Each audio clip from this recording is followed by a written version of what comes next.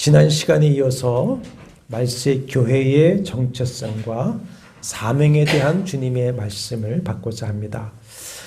여섯째 나팔 심판이 끝나면 일곱째 나팔 안에 일곱 대접 심판이 있습니다. 일곱 대접 심판은 그리스도께서 두루마리 인을 떼어 계시하시고 일곱 천사들이 나팔을 불어 선언하는 그 심판이 이제 일곱 천사가 대접을 쏟으며 실행되는 것이죠. 그런데 그 이전에 7장에서 하나님께서 택하신 성도들을 인치셨고 교회로 부르셨습니다. 이것은 시간적 순서가 아니라 계시의 순서일 뿐입니다. 그러면 하나님께서 택하신 성도들을 인치시고 교회를 부르신 이유와 목적이 무엇인가? 그것이 교회의 정체성이고 사명인데 그 사명을 어떻게 감당할 수 있겠는가를 계시하신 것이 오늘 10장과 11장 내용입니다. 이 10장과 11장의 계시를 주신 목적과 메시지를 이해하기 위해서 지난주에 필히 8장, 9장의 일곱 나팔 심판 내용을 살펴봤죠. 일곱 나팔을 불 때마다 땅 3분의 1, 바다 3분의 1, 강과 물샘 3분의 1, 해와 달, 별들 3분의 1, 사람 3분의 1이 재앙을 당합니다. 그야말로 화요, 그 괴로움에 죽고 싶어도 죽지 못할 정도였습니다. 그러나 그것은 하나님의 뭐다? 은혜이다. 은혜이다. 모든 것을 심판하실 수 있고 그것이 마땅하지만 3분의 1만을 심판하시고 3분의 2를 남겨주신 것은 무슨 기회를 주시는 겁니까? 회개의 기회를 주시는 은혜이다. 것입니다. 그러나 9장 20절, 21절에 보면 그런 괴로운 재앙을 당하면서도 사람들은 회개하지 않습니다. 오히려 우상과 귀신을 섬기며 범죄하면서 회개하지 않습니다.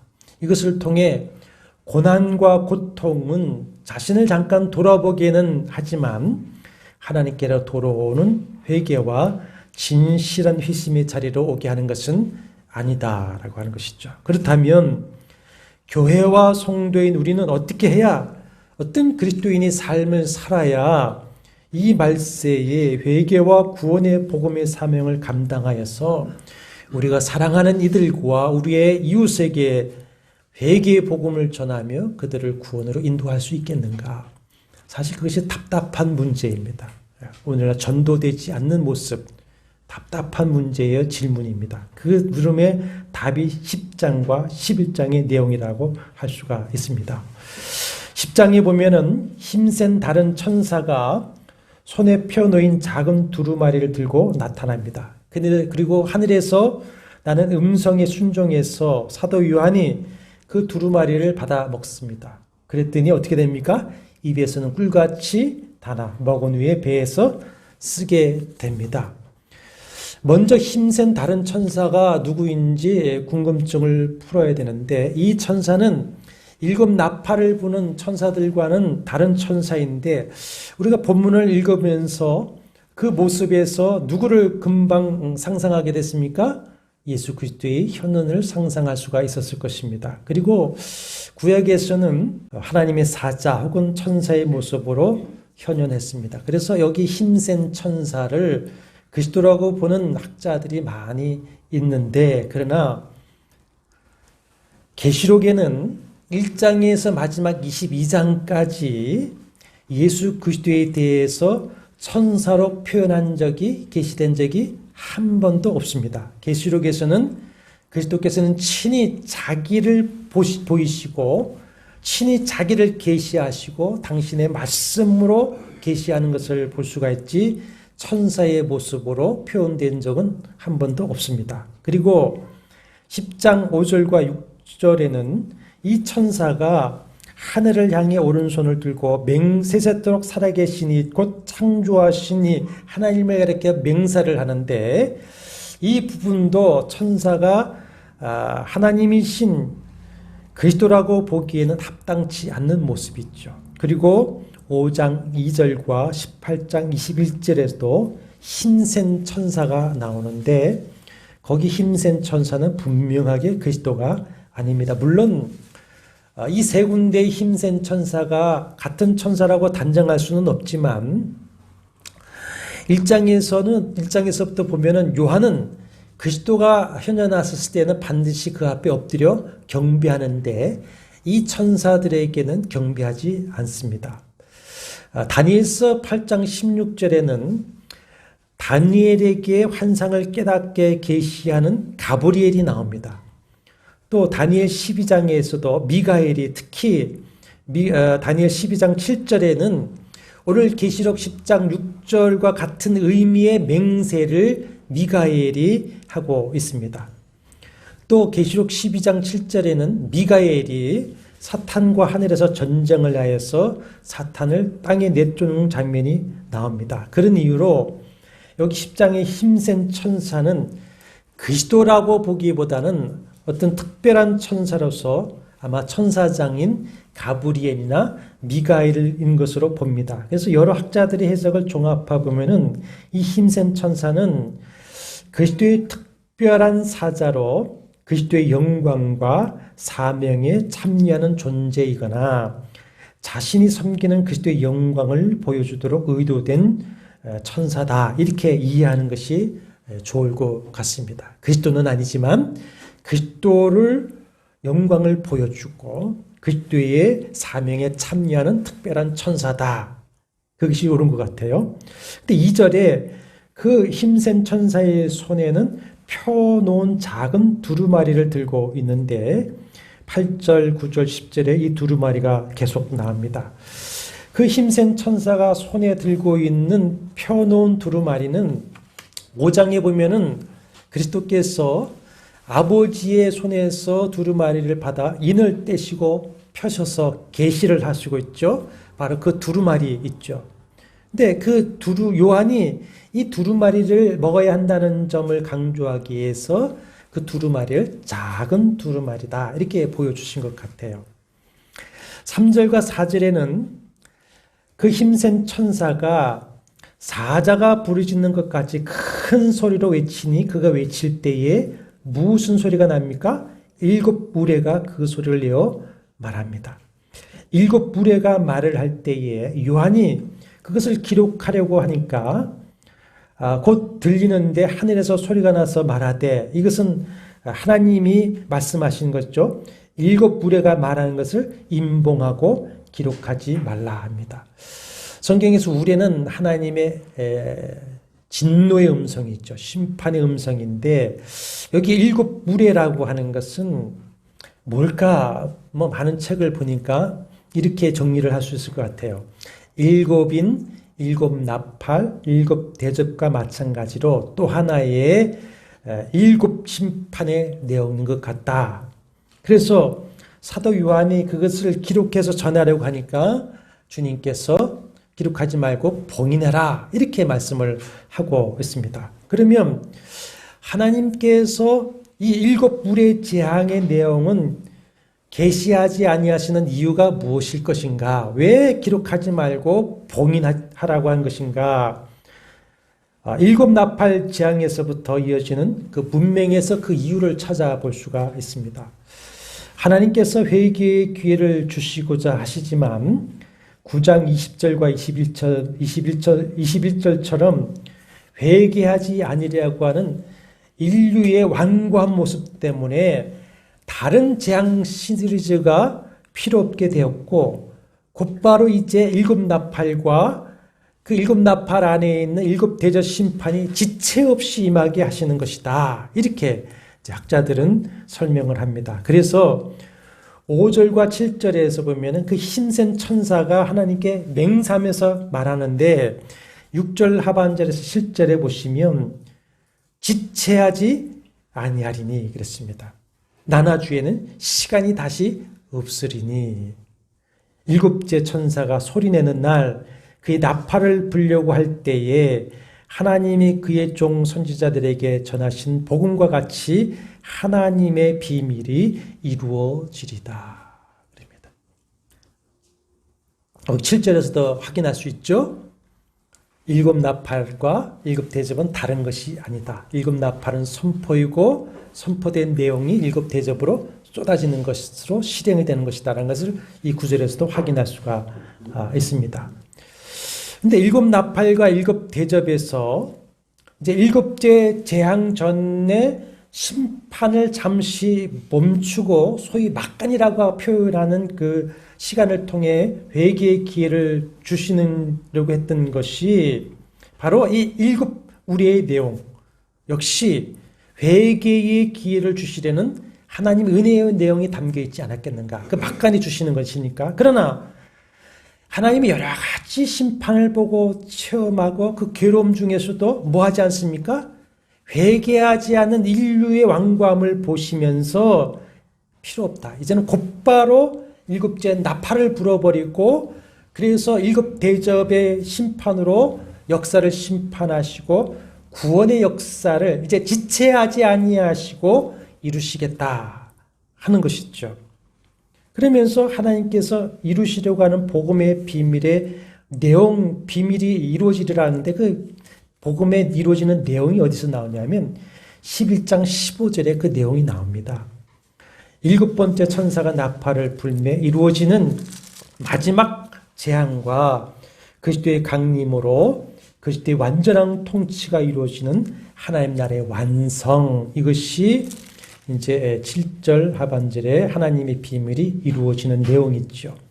그 11장 15절의 내용은 이제 16장 17절 이후에 일곱째 천사가 그 대접을 쏟으면서 마지막 심판의 재앙이 일어나고 그리스도의 강림으로 모든 심판이 이루어지면서 완성되어지는 것으로 쫙 펼쳐지게 되어져 있습니다. 그런데 그 전에 아까도 말씀드렸듯이 그 전이라고 하는 것은 역사적인 시간 순서가 아니라 계시의 순서이죠. 계시를 앞서 해주시는 것뿐이죠. 10장 8절에서 11절을 보면은 사도 요한에게 하나님의 새로운 사명이 주어집니다. 하나님께서 사도 요한에게 그 힘센 천사의 손에 펼쳐 놓인 두루마리를 가지라 명령을 합니다. 그래서 천사에게 달라고 하니까 천사가 뭐라 합니까? 갖다 먹어버리라. 네 배에서는 쓰나 네 입에는 꿀같이 달리라 합니다. 그래서 요한이 그렇게 하니까 정말 입에서는 꿀같이 단데 먹은 후에 배에서는 어떻게 됩니까? 쓰더라 그랬습니다. 쓰더라. 요한이 두루마리를 먹자 그가 말하기를 내가 많은 백성과 나라와 방과 임금에게 다시 예언하여야 하리라. 새로운 사명을 받습니다. 이 두루마리로 표현된 말씀을 먹는 이야기는 에스겔, 예레미야, 다윗의 글에도 나오고 있습니다. 다윗은 시편 109편 103절에서 주의 말씀에 마치 내게 어찌 그리 단지요 내 배 꿀보다 더 다니다 그랬습니다. 에스겔 역시 에스겔 3장 1절과 3절에 너는 이 두루마리를 먹고 가서 이스라엘 족속에게 말하라 하시기로 내가 먹으니 그것이 내 입에 달기가 꿀 같더라. 그런데 그 내용이 뭐냐는 것을 말씀하는데 그것이 뭐냐면 듣지 아니하는 패역한 자들에게 전할 애가와 애곡과 재앙의 말이 기록되더라. 그 말씀을 받아서 꿀 같은데 그 내용은 뭐냐? 듣지 아니하는 패역한 자들에게 전하는 애가, 애곡, 재앙의 말이 기록되었다. 이렇게 하고 있어요. 예레미야 선지자도 15장 16절 18절에서 내가 주의 말씀을 얻어 먹었사오니 주의 말씀은 내게 기쁨과 내 마음의 즐거움이오나 그 내용은 뭐냐? 주의 분노이기 때문에 나의 고통이 계속하여 상처가 중하에 낫지 아니합니다. 그렇게 표현을 하고 있습니다. 그러면 다윗의 찬양과 같이 주의 말씀의 맛이 꿀보다 더 단 것으로 끝이지 않고 왜 에스겔, 예레미야, 요한처럼 입에는 꿀같이 달아 먹은 후에는 배에서 쓰게 되는 것인가 하는 것이죠. 입에서 달면 배에도 달아야 되겠죠. 아니면 입에서 쓰면 배에 들어가면 또 약이 되어 달아야 되겠는데 입에서는 꿀보다 더 단데 배에 들어가는 거 쓰다. 왜 그러냐? 말씀은 믿는 우리에게 구원을 주시는 생명의 양식이요. 믿는 자에게 말씀은 늘 소망이요 위로와 용기를 주어 살게 하는 복음이기 때문에 말씀을 믿는 자에게 기쁨과 즐거움이 되고 꿀보다 더 달게 되는 것이죠. 아멘이십니까? 하지만 자, 말씀을 듣고 양식으로 먹는 것으로 끝나지 않고 그 말씀이 어떻게 됩니까? 내 성품이 되고 내 삶이 돼야 되는데 거기에는 대가가 치러진다. 대가가. 그 대가는 아픔이 있고 쓰라림을 동반하게 되어 있습니다. 의인은 고난이 많다 하신 말씀대로 말씀과 함께 사는 것은 고난이 동반이 되어지게 되어 있습니다. 그러므로 말씀을 먹을 때는 달지만 배에서 소화될 때는 뭡니까? 쓸 수밖에 없다는 것이죠. 또한 그 말씀을 먹고는 이 말씀을 전하라는 예언의 사명을 감당할 때에 거기에는 세상에 많은 저항과 거부와 반대와 대적이 동반되어지기 때문에 그 말씀은 내 배에서 쓸 수밖에 없습니다. 복음의 말씀을 믿고 아멘하는 자에게는 꿀송이 같지만 거부하는 자에게 그 말씀은 뭡니까? 그 복음이 회개를 촉구하고 죄를 지적하고 심판을 선언하는 말씀이기 때문에 쓴 것일 수밖에 없지요. 이것은 달고 쓴 것은 설교자와 회중 간에도 있게 됩니다. 설교자가 말씀을 연구하고 준비할 때 저도 보면은 다윗이나 에스겔이나 예레미야처럼 말씀을 읽고 기도하면서 연구하고 준비할 때 이 말씀이 얼마나 제게 은혜가 되고 생명이 되고 역사로 은혜로 능력으로 역사하는지 모릅니다. 그러나 이 말씀을 강론하고 전할 때에는 쓴 것이 될 경우가 많이 있어요. 성도들이 들을 때 이 말씀이 이미 쓴 소리가 될 수도 있고요. 소화시키려니 또 씁니다. 그럴 때 그 말씀이 쓴 것이 되어서 회중을 통해서 다시 설교자에게 쓴 것으로 돌아올 때도 많이 있는 것이죠. 그러나 우리가 한약을 먹을 때 늘 하는 말이 있지 않습니까? 좋은 약은 어떻습니까? 쓰다는 걸 쓰다. 예. 입에 쓴 약이 보약이지요. 근데 달면 삼키고 쓰면 뱉는 것은 참된 성도의 모습도 아니요. 거기에는 생명도 축복의 역사도 일어나지 않습니다. 성도라고 하면 쓰더라도 말씀을 먹고 말씀대로 살아야 할 줄로 믿습니다. 교회와 성도에게 말씀을 먹어 소화시키라고 하시는 더 중요한 이유가 뭐냐? 11절 보십시오. 많은 백성과 나라와 방언과 임금에게 뭐 해야 하기 때문입니까? 예언을 해야 되기 때문에 그렇습니다. 교회와 성도에게는 열방의 주님의 구원과 심판의 복음을 전해야 되는 뭐가 있습니까? 사명이 있습니다. 사명. 아무리 쓰디 있을지라도 성도는 먼저 말씀대로 살아내고 또 그 말씀을 전해야 되는 사명이 있는 것입니다.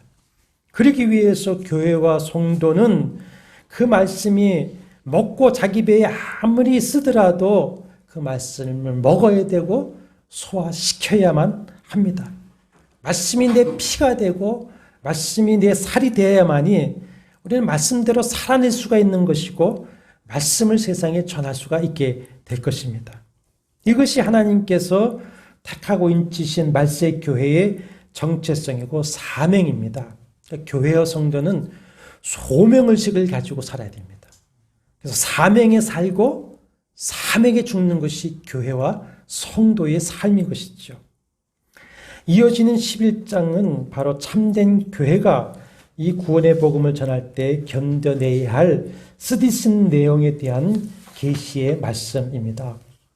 이 11장은 계시록의 난해 구절로 잘 알려져 있고요. 또 종말론자들과 이단 사이비들이 이 말씀을 이용하는 내용이 많이 들어 있습니다. 오늘은 간략하게 정리하면서 복음을 전하는 사명을 받은 말세의 교회가 어떤 쓴 것을 당하게 되며 어떻게 해야서 이 복음의 사명을 감당할 수 있겠는가 하는 것에 대해서 초점을 맞춰서 간략하게 설명을 좀 해보도록 하겠습니다. 먼저 1장에 나오는 그 날짜들이 있습니다. 자, 2절 보시면 이방인이 거룩한 성을 42달 동안 짓밟으리라 했습니다. 그 다음에 3절에 보시면 두 증인이 굵은 베옷을 입고 1260일을 예언하리라 하셨어요. 또 12장 14절에 가면은 여자가, 여기서 여자는 교회를 말하는데 광야에서 뱀의 낯을 피하여, 광야는 이 세상이죠. 뱀은 사탄이죠. 교회가 한 때와 두 때와 반 때를 양육받는다 했습니다. 자, 유대인의 한 달은 30일씩 딱딱 치게 되어 있습니다. 30일. 그러니까 42달, 1260일, 그리고 한 때와 두 때와 반 때는 다 같은 기간이죠. 3년 반입니다. 3년 반. 물론 이것은 문자 그대로의 시간이 아니라 상징적인 기간이죠. 근데 아까 12장 14절에 보면 한 때와 두 때와 반 때는 언제부터냐? 교회가 광야에서 양육받는 시기라 했어요. 언제 시기냐? 그리스도께서 승천하시고 재림하실 때까지 이 교회의 시대 전체를 가리켜서 한 때, 두 때, 반 때다 그랬어요. 바로 그 기간이 언제입니까? 오늘 11장 3절에 보면은 교회가 복음을 증거하는 기간이고, 동시에 2절에 보면은 교회가 세상으로부터 박해를 받는 기간이에요.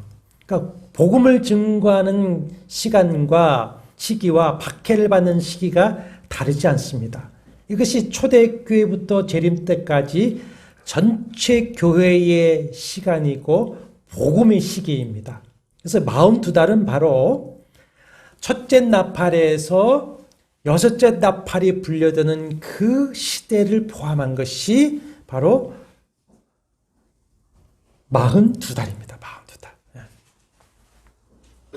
그 다음에 이단 사이비들이 자신들을 위해서 오용하고 있는 내용들이 있는데 3절과 4절에 두 증인, 두 감람나무, 두 촛대, 10절에 두 선지자가 있습니다. 그래서 이단 사이비들이 자신들이 바로 그 두 증인이다, 두 감람나무다, 두 촛대다, 두 선지자다 이렇게 많이 미혹을 하죠. 결론적으로 말해서 복음의 증인된 교회를 가리킵니다. 성경에서 두 사람은 항상 증인의 수입니다. 증인의 수. 3절에 두 증인은 4절에 나오는 두 감람나무와 두 촛대를 가리키는데, 두 감람나무는 어디서 나왔죠? 스가랴 4장에 나옵니다. 스가랴 4장의 환상에서 7 등잔이 있는 순금 등잔대가 서 있는데, 그 순금 등잔대 곁에 두 감람나무가 있어서 이 두 감람나무에서 등잔대에 기름을 공급해서 불을 밝히고 있습니다. 근데 그 두 감람나무가 누구라고 말씀을 하고 있냐면 당시 총독 스룹바벨과 대제사장 여호수아입니다. 그들은 지금 포로 귀환에서 뭘 세우고 있습니까? 성전을 재건을 하고 있습니다. 그러면서 성령의 능력으로 하나님의 성전된 교회를 세우고 말씀을 증언하는 증인들로서 두 감람나무 이렇게 말씀을 하고 있어요. 그 다음에 두 촛대라고 했는데 교회이죠. 계시록 1장 2장에 나오는 7 촛대는 7 교회라고 말씀을 하셨어요. 7 교회라고 말씀하시는 것은 아시아 7개의 교회만 말하는 것이 아니라 오고 오는 모든 세대의 모든 하나님의 교회를 상징하죠. 근데 교회를 촛대라고 표현한 것은 아까 스가랴에서 그 감람 그 순금 등대처럼 뭡니까? 어두운 세상을 복음의 말씀으로, 예수 그리스도의 복음의 말씀으로 비춰야 하는 교회의 본질을 말을 하고 있는데 그 일곱 촛대를 여기서는 이제 두 촛대로 말씀하고 있어요. 아까 두라는 숫자는 뭐였죠? 증인이라고 했어요. 증인. 그러니까 복음의 증인으로서의 교회의 사명을 말씀하기 위해서 두 촛대다 이렇게 표현을 하신 것이죠. 실제로 교회는 주님으로부터 증인의 사명을 받았습니다. 주님은 승천하실 때에 마태복음 28장에서 모든 민족을 제자로 삼아 세례를 베풀고 내가 너에게 분부한 모든 것을 가르쳐 지키게 하라. 사도행전 1장 8절 땅끝까지 이르러 내 증인이 되리라 하셨어요. 실제로 계시록 2장 13절에 이 버가모 교회에 보면은 죽임을 당할 때에도 믿는 믿음을 저버리지 않은 충성된 증인 안디바가 있다 이렇게 칭찬을 하셨습니다. 그리고 10절에 가면은 두 선지자가 나오는데 그 선지자는 바로 복음의 증인된 교회의 선지자적인 사명을 표현하고 있죠. 이렇게 교회와 성도는 자, 세상에 짓밟히는 박해를 받으면서도 어떻게 됩니까? 복음을 전해야 되는 사명을 가지고 있는데 한편으로는 주님은 그것을 말씀하시기 전에 다시 한번 교회와 성도들을 보호해 주시겠다고 하는 승리의 약속을 하시고 있습니다. 그것이 이제 11장 1절과 2절인데 자, 10장에서 두 마리를 먹고 다시 예언의 사명을 받은 사도에게 11장 1절과 2절에서 보면은 지팡이 같은 갈대를 주죠. 자입니다. 자. 그리고 하나님의 성전과 제단과 그 안에 경배하는 자들을 측량하되 성전 바깥은 측량하지 말고 그냥 두어라 그랬습니다. 측량한다는 건 뭡니까? 소유권을 확인하는 거죠. 소유권을 확인하고 내가 보호하겠다. 측량입니다. 1절에 하나님의 성전과 제단과 그 안에서 경배하는 자들은 이제 교회와 성도를 가리키죠. 우리 14만 4천 하나님의 종들을 이마에 인을 치심으로 교회와 성도를 지키겠다고는 의지를 보여주신 것 같이 교회와 성도들 측량해서 하겠다는 뭡니까? 소유 삼아 지키겠다. 그런 말씀이에요. 그런데 자 1절과 2절에 보면은 성전 앞마당과 성전 바깥마당을 구분하시면서 1절에 앞마당은 보호하시겠다고 하시고 2절에 바깥마당은 이방인이 짓밟도록 두신다 말씀을 하는데 참 이해하기가 쉽지 않아요. 원래 구약 성전에서는 뜰이 두 개가 있습니다. 제사장의 뜰이 있고요. 그 바깥에 유대인의 바깥 뜰이 있습니다. 그런데 이제 예수 당시에 헤롯 왕이 유대인들에게 잘 보이기 위해서 지은 헤롯 성전에서는 그 또 바깥에 개종한 이방인들이 참여하는 이방인의 뜰이 있습니다. 이것이 지금 바깥뜰이라고 표현된 거예요. 그러나 이 바깥뜰일지라도 역시 뭐에 포함됩니까? 성전 안에 포함이 되어지고 있습니다. 근데 성전 앞마당은 측량해서 보호하시겠다고 하고 그 바깥마당은 측량하지 않고 이방인에게 밟히게 하시겠다는 내용이 있습니다. 전통적으로 무슨 내용인가 보니까 전통적으로 두 가지를 해석하고 있어요. 두 가지로. 하나는 앞마당은 뭡니까? 참된 교회와 하나님의 백성. 바깥마당은 교회 안에 있지만 맹목상의 교인을 구분하는 겁니다. 그래서 맹목상의 교인은 교회 울타리 안에 있을지라도 예수께서 말씀하시는 죽쟁이가 되겠죠. 박해를 견디지 못하고 배교해서 결국에는 교회를 박해하는 자들과 함께 하게 될 것이라고 하는 해석을 하고 있습니다. 그래서 실제로 2장과 3장 7교회에 보면은 그런 자들이 많이 있었어요. 그러나 이것도 좋은 해석이지만 그러나 항상 성경을 해석할 때는 앞뒤 전체 그 문맥의 내용을 따라 해석을 해야 되는데 자, 이 말씀 문맥을 따라 해석할 수 있는 좋은 해석은 뭐냐면 영적 보호와 물리적 보호를 구분한다는 것입니다. 영적 보호와 물리적 보호. 잘 들어보십시오.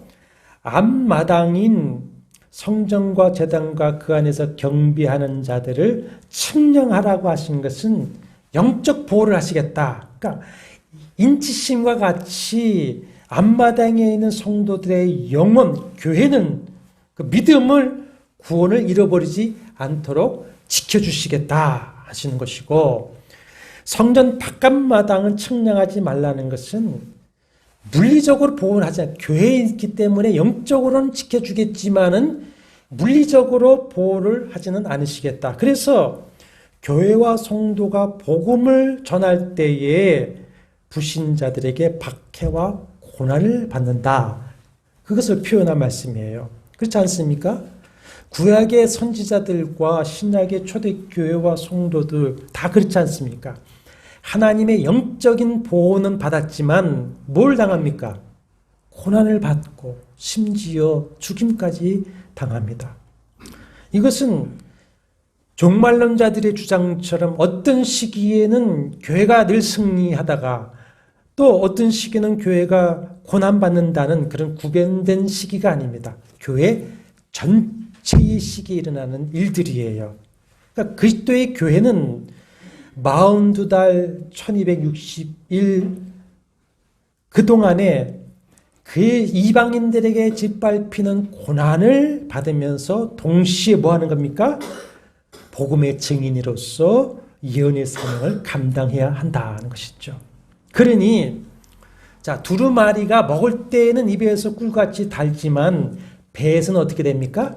쓸 수밖에 없죠. 쓸 수밖에 없어요. 그래서 3절에 보면 그 두 증인이 굵은 베옷을 입고 예언을 하고 있습니다. 그러나 주님께서 교회를 지켜주시고 성도들의 믿음과 영혼을 지켜주시는 줄로 믿습니다. 그리고 3절에 보면 그 증인의 사명을 감당하는 교회와 성도들에게 권세를 주신다고 했어요. 주님께서도 마태복음 16장 18절에 음부의 권세가 교회를 이기지 못하리라 하셨습니다. 1장 8절, 사도행전 1장 8절에서도 오직 성령이 너희에게 임하시면 너희가 뭘 받습니까? 권능을 받고 내 증인이 되리라 하셨습니다. 주님이 주신 권세가 5절과 6절에 나오는데 설명하지 않겠습니다. 엘리야가 행했던 그 능력, 모세가 행했던 그 능력을 통해서 교회에게 주신 권세와 능력을 말씀하고 있는데, 교회는 이렇게 주님이 주시는 영적 권세로 세상에 복음을 전하는 것이죠. 그러나 동시에 뭐도 받습니까? 박해도 받습니다. 7절에 보시면 그들이 그 증언을 마칠 때에 무지갱으로부터 올라오는 짐승이 그들과 더불어 전쟁을 일으켜 그들을 이기고 죽을 터인데, 그렇습니다. 죽일 터인데, 자, 거기 증언을 마칠 때라는 말씀은 증인의 사명을 다 마치게 될 것이다. 그런 의미 있죠. 주님 오실 때까지 교회는 복음 증인의 사명을 다 마쳐야 하는 것입니다. 한편으로는 때때로 사탄이 짐승, 즉 사탄의 세력인 적그리스도의 세력을 통해서 교회를 죽입니다. 교회를 죽였다라고 하는 것은, 교회의 죽음은 교회가 이 땅에 아주 없어졌다고 하는 것이 아닙니다. 여기서 말씀하는 교회의 죽음은 영적인 죽음을 의미합니다. 에스겔 골짜기에 마른 뼈와 같이 되어버린 상태, 세상에 교회가 있지만 그 마른 뼈와 같이 시체가 되어 널브러져 있는 상태, 교회의 죽음입니다.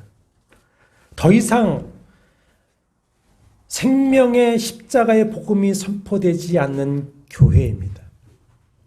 치유, 상담, 은사, 성공 이런 말들은 되어지지만 죄를 책망하고 회개를 촉구해서 영혼을 산란하게 하는 예수 그리스도의 복음이 전하되지 않아서 복음의 영향력과 능력을 상실해버린 교회, 소금과 빛이 되어서 하나님께 영광을 돌리기보다는 타락하고 부패해서 그 영적 무능력함 때문에 오히려 하나님의 영광을 가리고 세상의 비판과 조롱에 되어버린 상태, 그것이 교회가 죽은 상태입니다.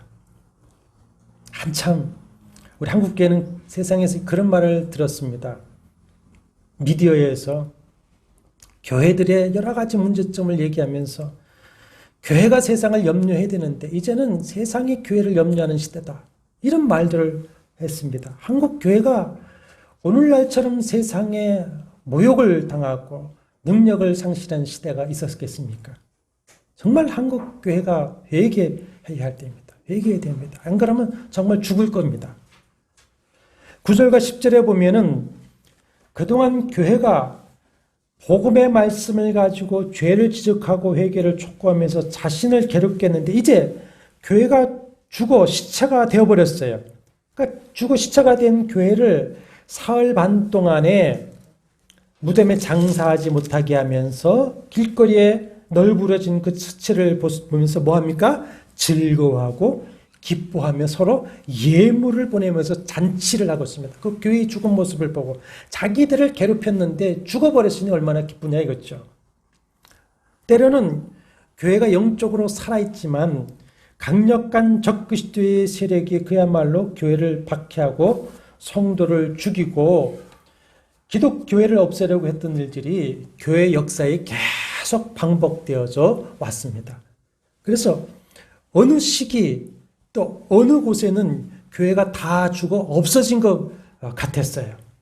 오늘날 북한도 교회가 다 죽어 없어진 것 같지만 그러나 분명히 북한에도 하나님의 교회의 씨앗은 살아있는 줄로 믿습니다. 때로는 그 시대의 교회가 영적으로 죽어버린 것 같아요. 그러나 항상 하나님께서 교회를 주관하신 줄로 믿습니다. 하나님께서 당신의 교회를 다시 살리시고 당신의 교회를 통해서 하나님의 구원의 역사를 이루어 가시는 것입니다. 교회의 죽음을 보고 세상이 즐거워 기뻐하며 잔치를 하고 있는데 그 에스겔 결자기와 같은 놀라운 일이 일어났죠. 11절과 12절 말씀 한번 같이 읽어보겠습니다.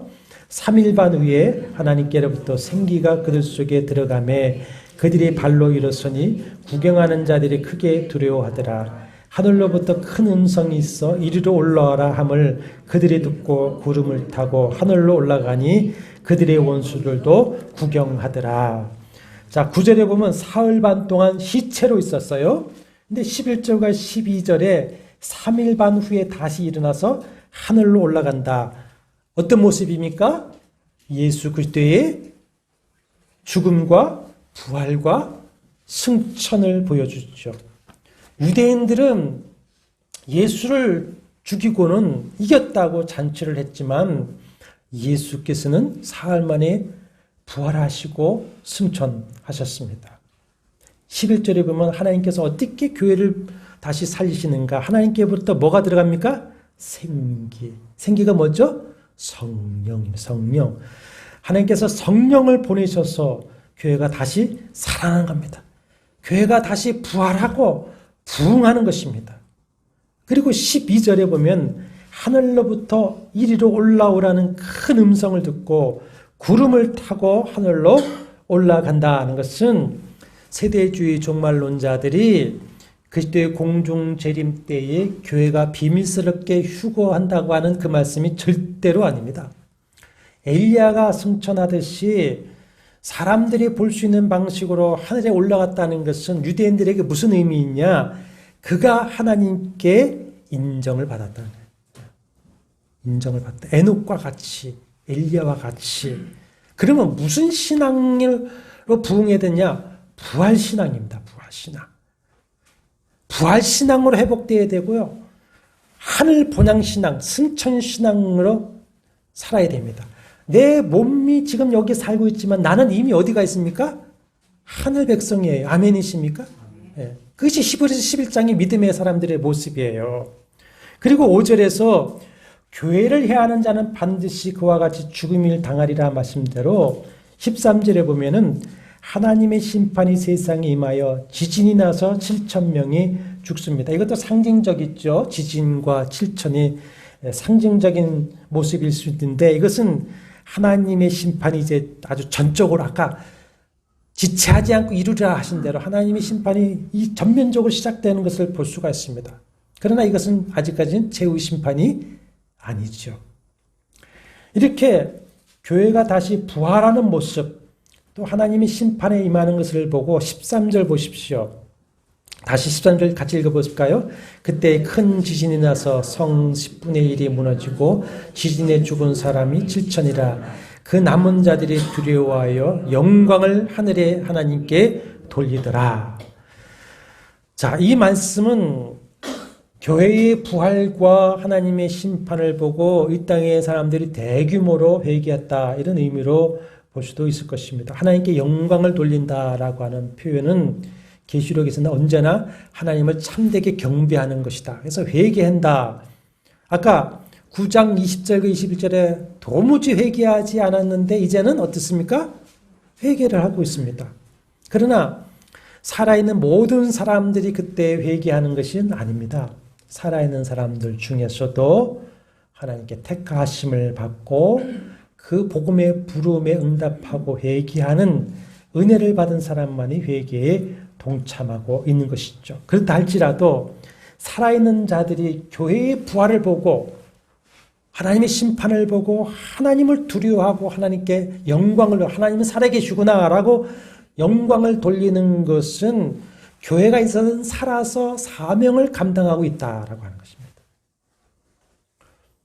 이제 말씀을 마치려고 하는데 9장 20절 21절에서 일곱 나팔의 재앙에 그 괴로움을 당하면서도 도무지 회개하지 않던 사람들이, 그래서 교회와 성도를 박해하고 죽이던 사람들이 이제 교회의 부활을 보고 두려워하며 회개하고 들어와서 하나님께 영광을 돌리게 되었습니다.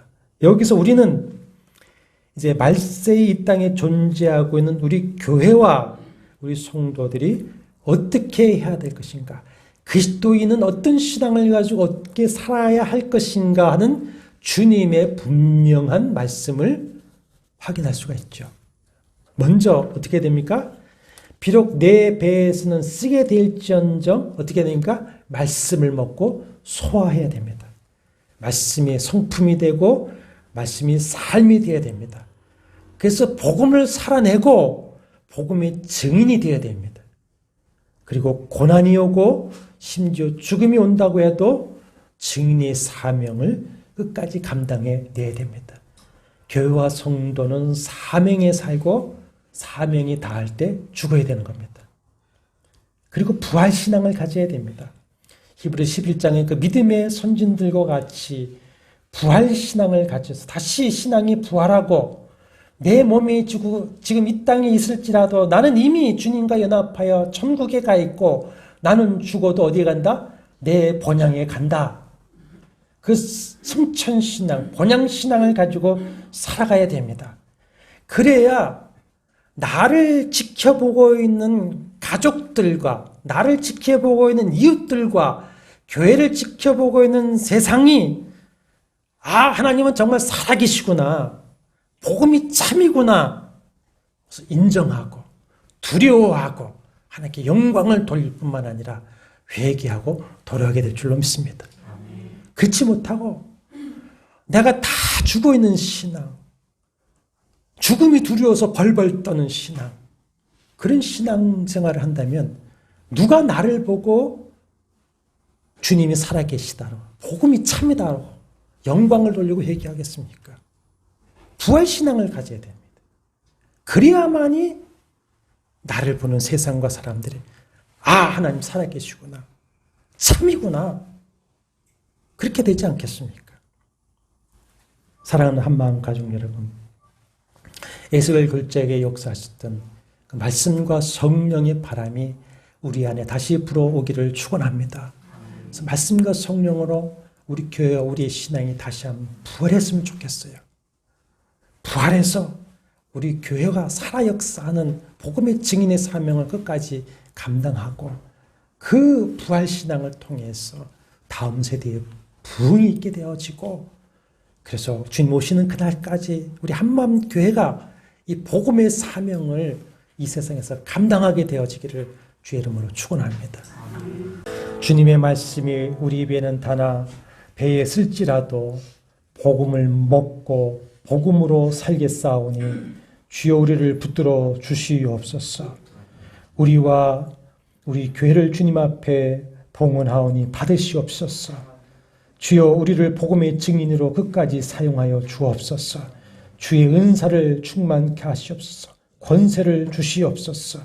우리가 부활신앙을 가지고 하나님 세상에 하나님의 살아계신 복음의 참됨을 증거하시도록 도와주시옵소서. 혹시라도 하나님 아버지 세상의 삶 속의 고난 중에 하나님 나태해지고 죽은 자와 같은 신앙이 있습니까? 이 시간 말씀과 성령으로 다시 일으켜 주시옵소서. 부활신앙을 주시옵소서. 첫사랑을 회복시켜 주시옵시고 뜨겁게 이 사명 감당하면서 사명 감당하는 자에게 주시는 모든 것을 더해 주시는 그 은사와 복을 누리게 도와주옵소서.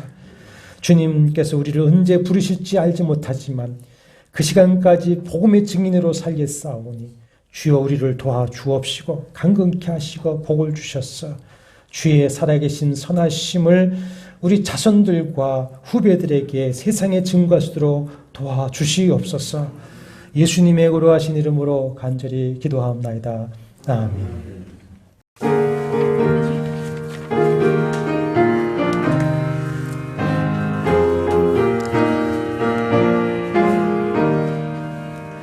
눈을 들어 하늘 보라. 어지러운 세상 중에 곳곳마다 상한 영혼 탄식 소리 들려온다. 빛을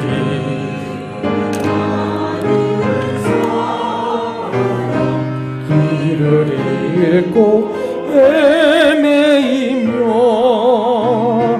당자처럼 기질하니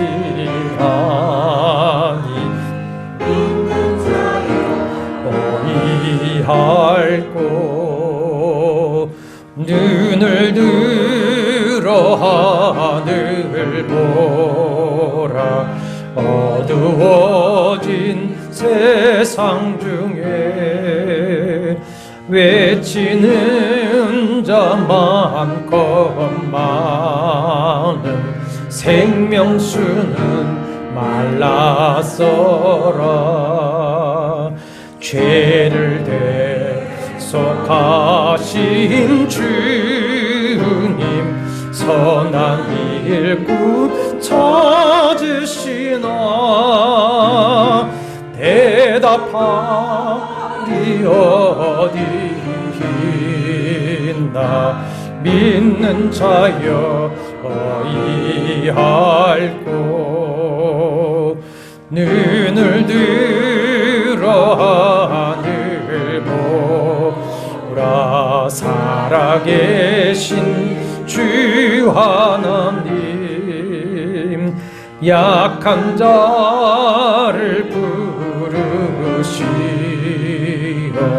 하늘 뜻을 전하셨다. 생명수는 홀로 예수 처음이요 나중이라.